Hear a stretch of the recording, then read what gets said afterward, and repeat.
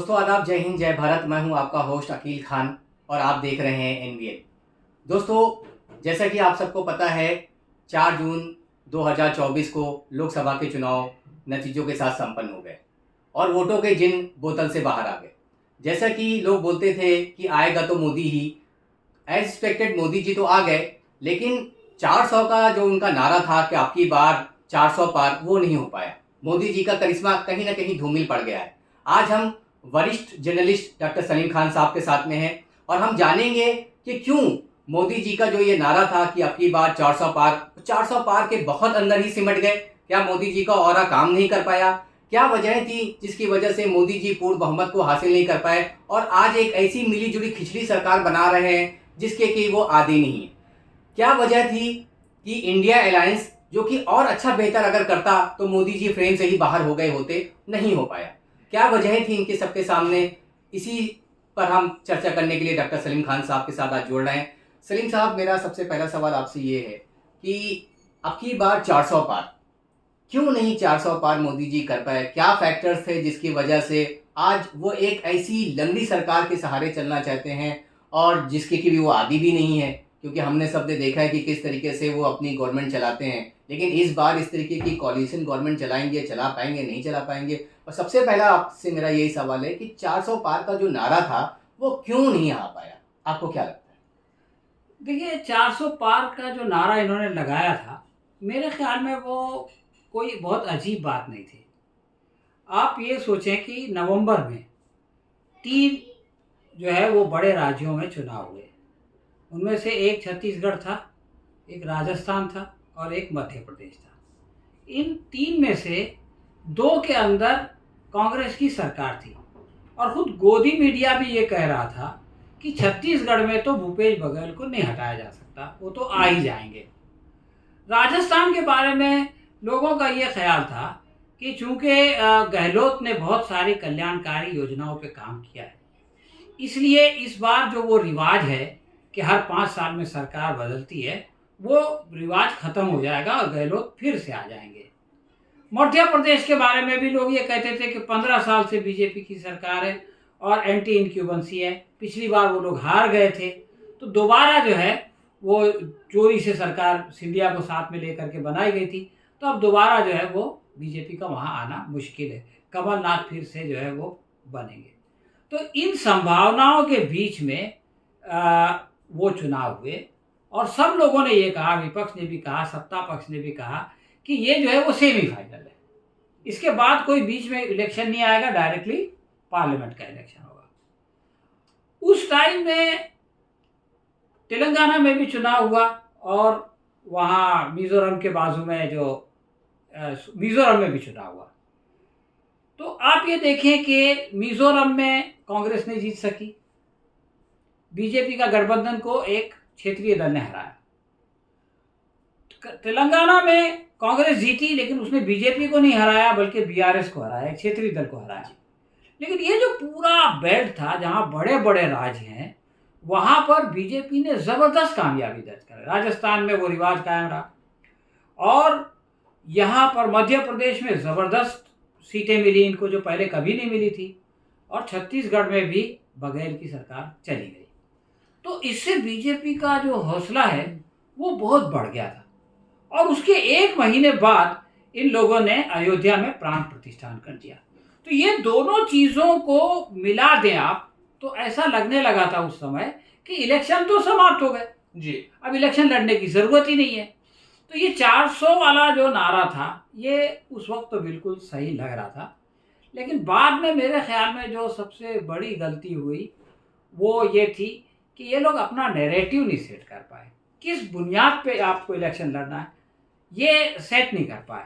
राम मंदिर का मामला इनको लगा कि नहीं चल रहा है, तो फिर इन्होंने दूसरे इश्यूज़ को उठाना शुरू किया और फाइनली ये लोग जो है वो मुसलमानों के खिलाफ करने लगे और हर बार एक नया शोषा छोड़ते थे, हर बार एक नया वो। तो जिस तरह से कि विपक्ष ने एक नैरेटिव पकड़ा कि भाई महंगाई है, बेरोज़गारी है और सामाजिक न्याय है, जिसके लिए जो है वो जनगणना होनी चाहिए, जातीय जनगणना होनी चाहिए, यही बात वो लोग हर जगह बोलते रहे जी। और लोगों से कहते रहे कि भाई तुमको जो है वो हम किसानों का माफ़ कर देंगे, एमएसपी दे देंगे, गरीब औरतों को जो है वो 1 लाख रुपया मिल जाएगा। लेकिन ये लोग जो है वो बार बार अपनी बातें बदलते रहे, जिसकी वजह से लोगों का ध्यान जा करके विपक्ष पे टिक गया और इनकी तरफ से हट गया। जी, अब जैसे कि आपने विपक्ष की बात की है, तो मैं आपसे जानना चाहूंगा सर कि पूरे लोकसभा चुनाव में विपक्ष ने सकारात्मक राजनीति की और अपना ध्यान लोगों को आकर्षित करने की कोशिश की। जो जनता के मूल मुद्दे हैं उसको लेकर के लगातार विपक्ष इन सब चीजों को लेकर के वो आगे बढ़ता रहा, जबकि जो भाजपा है वो एक प्रकार से कह सकते हैं कि ध्रुवीकरण की राजनीति, सांप्रदायिकता की राजनीति, हिंदू मुस्लिम की राजनीति, राम मंदिर की राजनीति, इन सब चीजों को लेकर के वो हावी रहा। प्रधानमंत्री ने जिस तरह के शब्दों का पूरे लोकसभा चुनाव में इस्तेमाल किया उससे हर कोई वाकिफ है। लेकिन सर यहाँ पे सवाल मेरा ये है कि विपक्ष में ऐसी कहाँ खामियां रह गई कि जिससे कि वो 272 का आंकड़ा भी नहीं पार कर पाई। देखिए, विपक्ष ने जो बीजेपी की स्ट्रांग एरिया थे, मिसाल के तौर पर उत्तर प्रदेश, जी, तो उत्तर प्रदेश में तो उसने बहुत बड़ा झटका लगा दिया। इसी तरह से राजस्थान, पिछली बार सब सीटें जो है वो बीजेपी जीत गई थी, लेकिन यहाँ पर जो है वो विपक्ष ने उनसे 12 सीटें ले ली।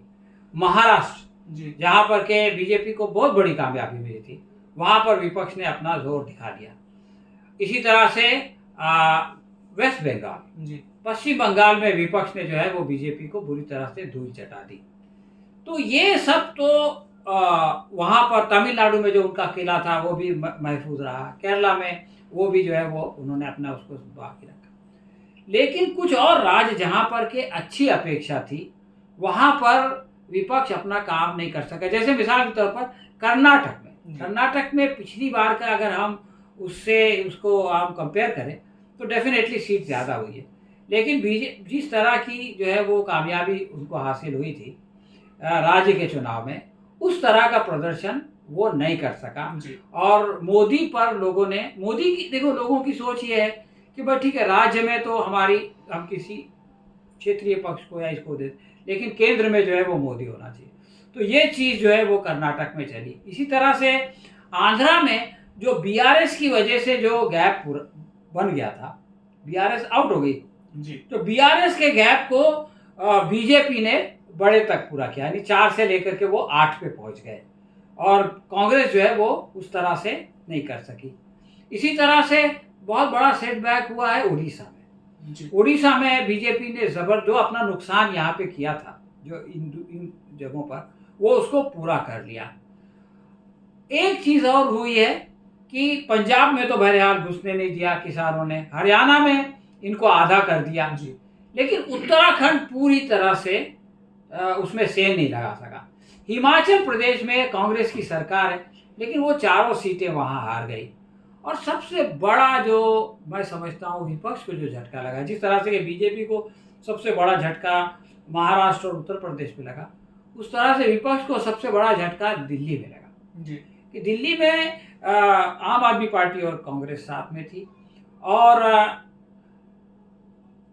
ये बात सोची जा रही थी कि केजरीवाल की गिरफ्तारी से जो सहानुभूति है जी, वो विपक्ष को मिलेगी, लेकिन वहाँ पर 7 की 7 सीटों का बीजेपी के हिस्से में चला जाना एक बहुत आश्चर्यजनक है। और आपको नहीं देखा होगा कि सभी 7 जगहों पर बीजेपी को 50% से ज़्यादा वोट मिले। तो कुछ लोगों का ये भी ख्याल है कि शायद उसमें कुछ खेल हुआ हो, इसलिए कि जो कन्हैया कुमार की सीट थी उसके बारे में तो कोई नहीं कह सकता था, इवन चांदनी चौक की, जी, कि वो जो है वो बीजेपी जीत सकेगी। लेकिन विपक्ष जो है, अब अगर वो कॉन्स्पिरेसी थ्योरी को हम नहीं भी माने तो हम ये कह सकते हैं कि विपक्ष ने जो काम बम्बई में किया कि 6 में से 4 सीट जीत ली, 1 सीट भी जीती गए थे, 48 वोट से हार गए, जी, वो काम वो दिल्ली में नहीं कर सके, तो इस वजह से थोड़े से पिछड़ गए।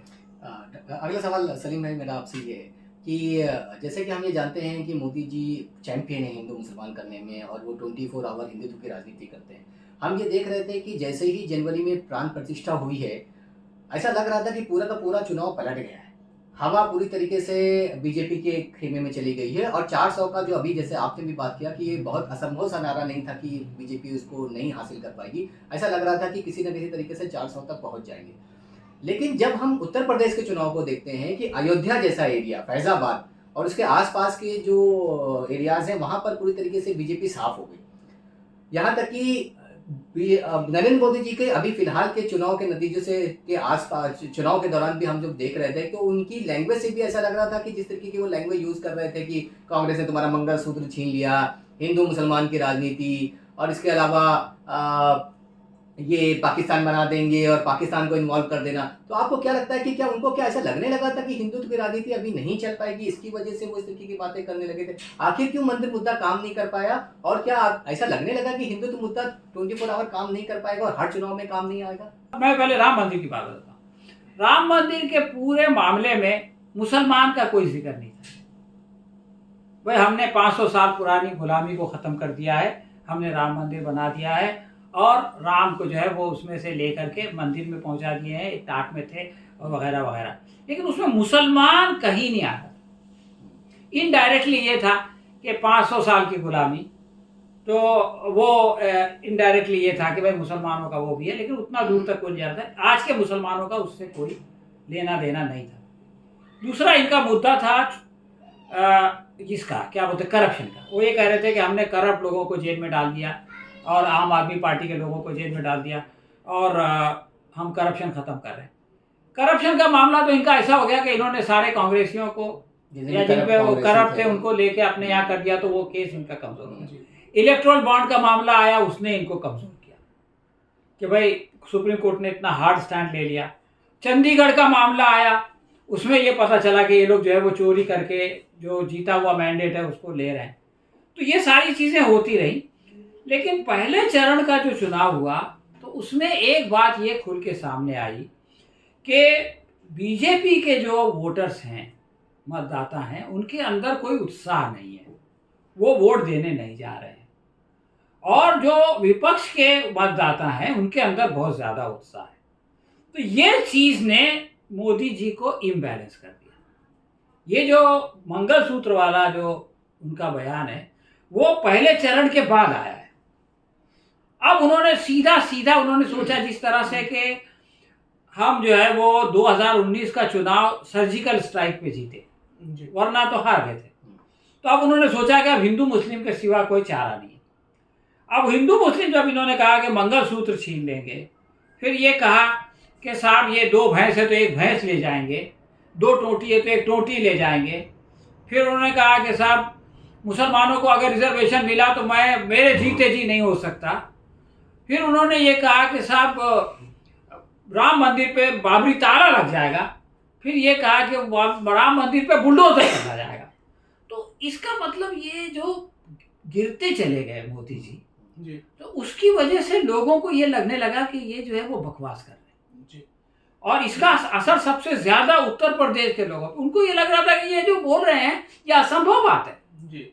तो जो आदमी असंभव बातें कर रहा है, इसके मुकाबले विपक्ष है।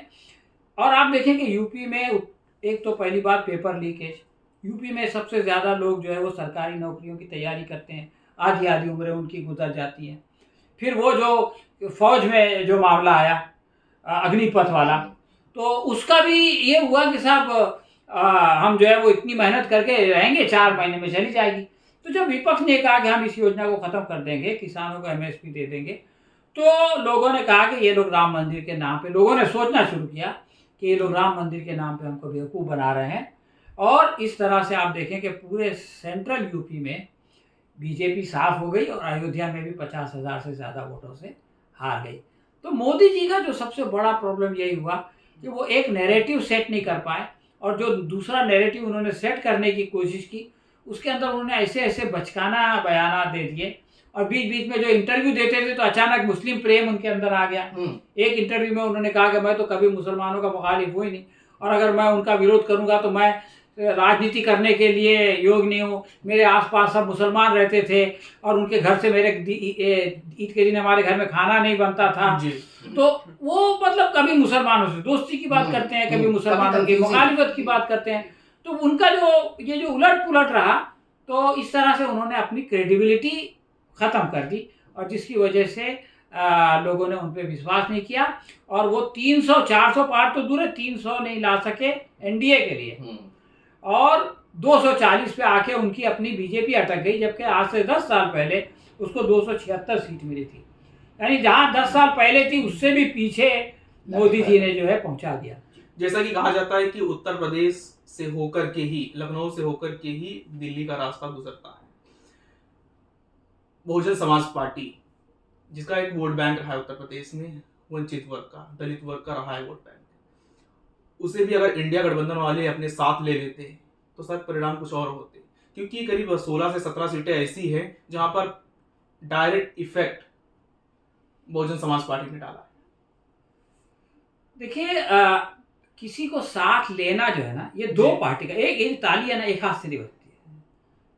अब वंचित हमारे यहाँ महाराष्ट्र में है, और वहाँ पर जो है अगर वंचित के लोग एक सीट पे राजी हो जाते, अकोला की सीट पे, तो बहुत आसानी से उनको दे दी जाती। जी। और अकोला से प्रकाश अंबेडकर वो सीट जीत के आज जो है वो सांसद होते, लेकिन उन्होंने इतनी सारी सीटें मांगी कि उनको वो दिया नहीं जा सका, और उसके नतीजे में क्या हुआ, अकोला में बीजेपी जीत गई और खुद वो भी हार गए।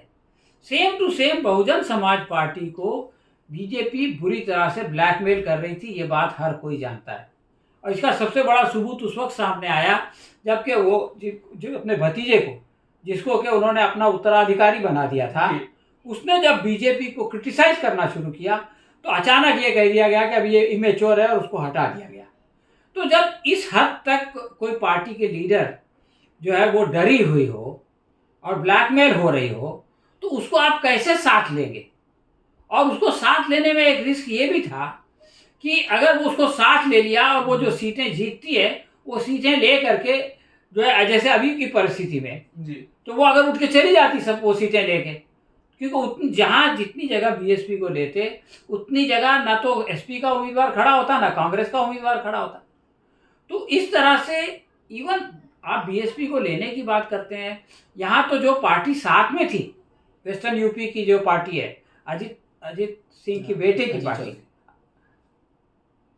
चौधरी चरण सिंह के पोते की, वो तो इनके साथ था ना, भारतीय लोकदल, वो अलग हो गया। तो जब ब्लैकमेल होता है तो वो जो है वो अलग हो जाते हैं, लोकदल अलग हो जाता है। तो जब लोकदल अलग हो सकता है तो ऐसे में बीएसपी के बारे में सोचना कि वो इनके साथ आ जाएगी, ये असंभव था। और मैं ये समझता हूँ कि वो उनके बस का रोग नहीं था, उन्होंने नहीं किया, तो उसमें उनकी कोई गलती नहीं है। डॉक्टर साहब, मेरा अगला सवाल आपसे ये है कि ये मोदी 3.0 इंडिया की, जैसे कि लग रहा है कि गवर्नमेंट अगर बन जाती है तो मोदी जी का मुकाबला मोदी जी से ही होगा। 10 साल का ट्रैक रिकॉर्ड तो हमने सबने देखा है। इससे पहले भी जब वो गुजरात के सीएम थे तो एक छत्र उन्होंने हुकूमत की है, उन्होंने कभी किसी के साथ कोलिशन नहीं किया, कोई उनके पैरेलल कभी खड़ा नहीं हो पाया, और कभी कोई खड़ा हुआ तो उसको हटा दिया गया। ये सभी हम जानते हैं। आपको क्या लगता है कि ये मोदी वर्सेस मोदी, एक ऐसा मोदी जिसने एक तानाशाह के तौर पे काम किया, जिसने कभी संसदीय कार्रवाई में भी शामिल नहीं होते थे, प्रेस कॉन्फ्रेंसेज नहीं करते थे, और कितना अहंकार है उनके अंदर भरा हुआ है, पूरे देश ने देखा है कि सुबह उठते ही कुछ और आदेश होता था, रात को कुछ और आदेश हो जाता था। तो एक ऐसे मोदी जी, एक ऐसी कोalition गवर्नमेंट के साथ जिसमें नीतीश कुमार जी भी हैं, जिनको पूरा देश पलटू राम के नाम से जानता है, चंद्रबाबू नायडू जी भी हैं, जिनका रिलेशन बीजेपी के साथ कैसा है सभी को पता है। तो आपको क्या लगता है कि किस तरीके से वो बैलेंस बरकरार करेंगे, और अगर इस तरीके की गवर्नमेंट वो चलाएंगे आगे तो कैसे चलेगी? आपको क्या लगता है, क्या भविष्य है मोदी 3.0 का? देखिए, पहली बात तो ये मोदी 3.0 नहीं है। मोदी 3.0 उस वक्त होता जबकि बीजेपी को पूर्ण बहुमत प्राप्त हो जाता। ये मोदी 2.5 है, इसलिए कि 0.5 तो आ रहा है समर्थकों की तरफ से। अब सवाल ये है कि मोदी जी ने ये जो कोएलिशन सरकार इसलिए नहीं चलाई कि उनको इसकी ज़रूरत नहीं पड़ी। वो जो है वहाँ पे आए और उन्होंने जो है वो गुजरात में उनको पूर्ण बहुमत था, उसके बाद केंद्र में उनको पूर्ण बहुमत मिल गया, और 2019 में तो 350 एनडीए के लोग हो गए। तो एक तो जैसा उनका अपना नेचर है कि वो कभी किसी की सुनते नहीं है जी। और नाना पाटोले जो यहाँ महाराष्ट्र के प्रेसिडेंट है कांग्रेस के, वो पिछले इलेक्शन से पहले वो उसमें चले गए थे बीजेपी में, और उन्होंने बीजेपी की टिकट पे पार्लियामेंट का इलेक्शन जीता था। उसके बाद वो छोड़ के आए, तो उनसे पूछा गया कि भाई आप क्यों छोड़ के आए? जबकि केंद्र में भी बीजेपी की सरकार थी उस वक्त और राज्य में भी सरकार थी। तो उन्होंने एक बात कही थी जिससे मोदी जी को समझना आसान है। वो ये थी कि मैंने सिर्फ विदर्भ के किसानों के बारे में सवाल किया अंदर इंटरनल मीटिंग में, तो मोदी जी नाराज़ हो गए और उन्होंने जो है वो नाराज़गी जताई। तो मैंने कहा कि जिस पार्टी में आप पूछ भी नहीं सकते, कुछ बोलना और उस पर टीका करना तो दूर की बात है, आप एक सवाल भी नहीं कर सकते, तो उसमें रहने से कोई फ़ायदा नहीं है, बहुत घुटन होती है। तो ये मोदी जी का तरीका है। और मोदी जी अपने साथियों को ख़त्म कर देते हैं, जैसे राजनाथ को उन्होंने, राजनाथ सिंह इतने बड़े लीडर थे तो उनको डिफेंस मिनिस्टर बना के बॉर्डर पे भेज दिया। और अभी जो पार्लियामेंट है, ये जो मंत्रिमंडल है, उसमें आप देखेंगे कि उनसे सीनियर एक भी नहीं है, सिर्फ राजनाथ सिंह के अलावा सबका उन्होंने ठिकाने लगा दिया।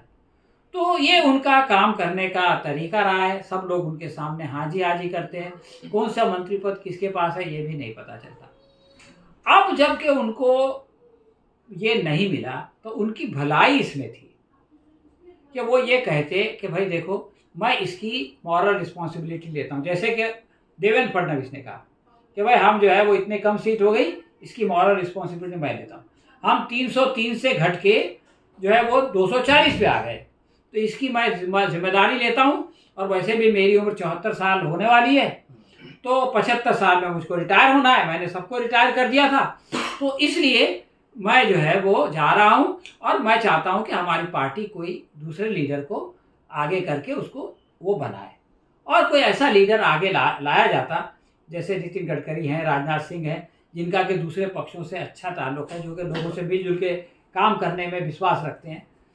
तो ये मोदी की भलाई के लिए था। लोग ये कहते हैं कि भाई इनके अंदर कितना त्याग है। ये जो कहते थे कि मेरा कुछ नहीं है, मैं तो झोला उठाऊंगा चल दूंगा, मैं तो देश के लिए समर्पित हूँ, सत्ता से मेरा कोई लेना देना नहीं है।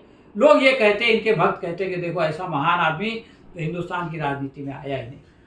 लेकिन इन्होंने फिर से जो सरकार बनाने की कोशिश की, तो ये असल में अब इनकी, देखिए एक तो इनका उरूज का ज़माना, 2014 से ये ऊपर जा रहे थे और 2019 में जाके ये स्टेबल हो गए, ना ऊपर ना नीचे।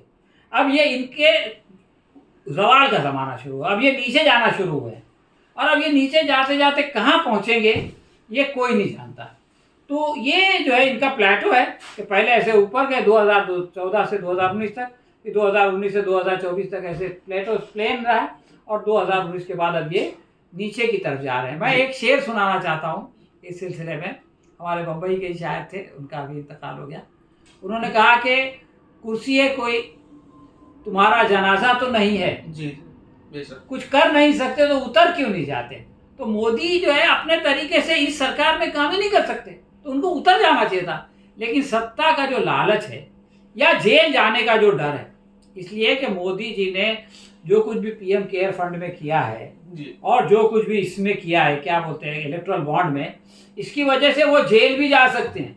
तो या तो जेल जाने का डर है और या तो सत्ता की लालच है, जिसने कि उनको मजबूर किया कि वो जो है वो ये लंगड़ी लूली सरकार के प्रधान बने।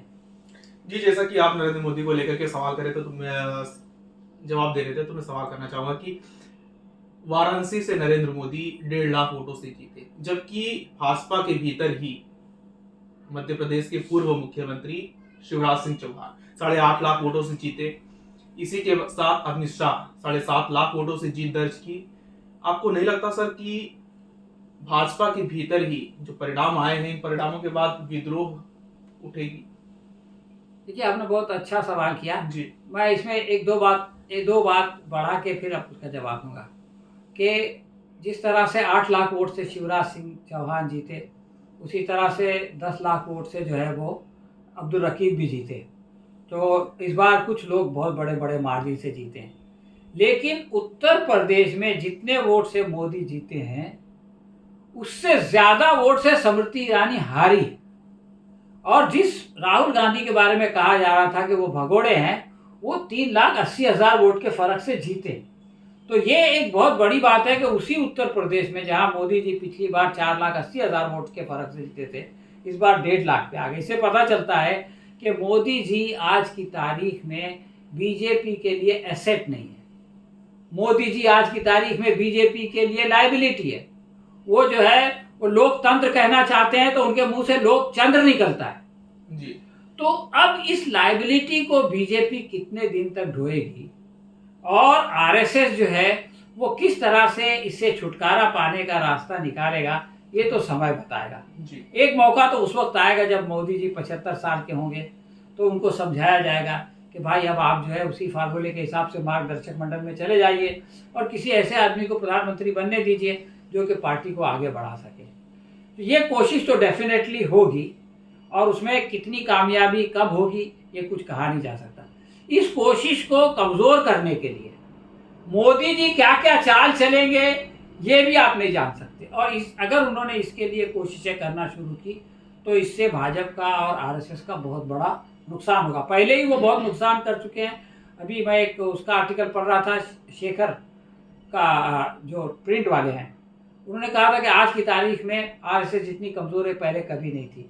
आरएसएस अगले साल 100 साल होने वाले हैं, तो अचानक मोहन भागवत ने कह दिया कि अब हम 100 साल के जो फंक्शन मनाने जा रहे थे वो नहीं मनाएंगे, इसलिए कि इतना कोई बड़ा हुआ नहीं है।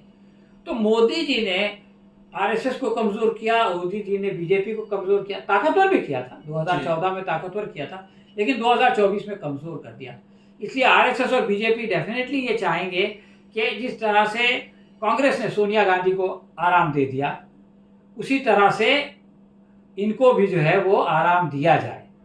और इसमें कांग्रेस बीजेपी की भलाई है, संघ की भलाई है, लेकिन उसमें मोदी जी कितनी मुश्किलात खड़ी करते हैं और सत्ता के लिए क्या क्या करते हैं ये तो समय बताएगा। एक लास्ट सवाल कर लेते हैं, क्योंकि अभी हम इंडिया की बात कर रहे हैं, मोदी जी की बात कर रहे हैं, तो इंडिया अलायंस से ही हम इस प्रोग्राम को ख़त्म कर देंगे कि सर इंडिया अलायंस भी काफ़ी कोशिश कर रहा है कि वो गवर्नमेंट फॉर्म कर सके, क्योंकि वो भी बहुमत के आसपास पहुंच गया है। और अगर चंद्रबाबू नायडू और नीतीश कुमार आ जाते हैं, क्योंकि उनके रिलेशन भी इंडिया अलायंस के साथ में बेहतर ही रहे हैं और कभी साथ में रहे हैं, आपको क्या लगता है, आपकी निजी राय जानना चाहेंगे कि ऐसे वक्त में जब मोदी जी, जैसे कि हम डिस्कस कर चुके हैं कि ये कोalition गवर्नमेंट बना रहे हैं और बहुत ही कमज़ोर गवर्नमेंट रहेगी और खुद मोदी जी भी उस व्यक्तित्व के नहीं है किसी भी गवर्नमेंट को चला सके, आपको क्या लगता है कि वेट एंड वॉच करना चाहिए इंडिया अलायंस को, इनको गवर्नमेंट फॉर्म करना चाहिए, कुछ दिन तक चलाना चाहिए, या जोड़ तोड़ करके किसी भी तरीके से इंडिया अलायंस को गवर्नमेंट फॉर्म कर देना चाहिए? आपकी क्या राय है इस बारे में?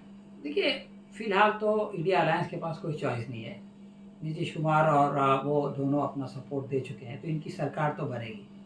लेकिन आप देखें कि विचारधारा के तौर पे ये दोनों लोग जो है वो संघ के विचारधारा के लोग नहीं है। ये दोनों नीतीश कुमार और चंद्रबाबू नायडू, और ये दोनों हिंदू मुस्लिम राजनीति नहीं करते, और ये दोनों जो है वो मुसलमानों के वोट इनको मिलते हैं। चंद्रबाबू नायडू आज भी मुसलमानों के रिजर्वेशन का उनके घोषणा पत्र में लिखा हुआ है। इसी तरह से आप देखें कि ये जो है जातिगत जनगणना इन्होंने खुद कराई है, तो जातिगत जनगणना भी वो उसकी डिमांड कर सकते हैं नेशनल लेवल पे, पूरे राष्ट्र स्तर पर। तो अब अगर इनको जब निकलना होगा तो इनके पास इस तरह के बहाने हैं कि ये अपने इन मुद्दों को आगे बढ़ाएंगे और फिर ये कहेंगे कि ये सरकार नहीं मान रही है इसलिए हम निकल रहे हैं। और इनको अगर बीजेपी ह्यूमिलिएट करेगी, मोदी जी ह्यूमिलिएट करेंगे, तो हर आदमी की जो है वो आत्मसम्मान होता है, वो सोचेगा यार जब वहाँ भी हमको यही मिल रहा है, भाई इंडिया जो गठबंधन है उसके अंदर जो कुछ एनडीए में मिल रहा है उससे कम तो नहीं मिलेगा जी। तो किसी भी समय ऐसा हो सकता है कि इनका जो है वो ध्यान बदले और जो मांगे ये एनडीए से करेंगे वो पूरी ना हो, तो वो इंडिया के सामने वही चीज़ें रखें और इंडिया गठबंधन उनको जो है वो कबूल कर ले और सत्ता परिवर्तन हो जाए, इसकी बहुत संभावना है। जी, तो आपने इस प्रोग्राम को यहीं पर समाप्त करते हैं। ऐसे ही आप वीडियो को देखते रहें, चैनल को सब्सक्राइब करें और वीडियो को शेयर करना ना भूलें।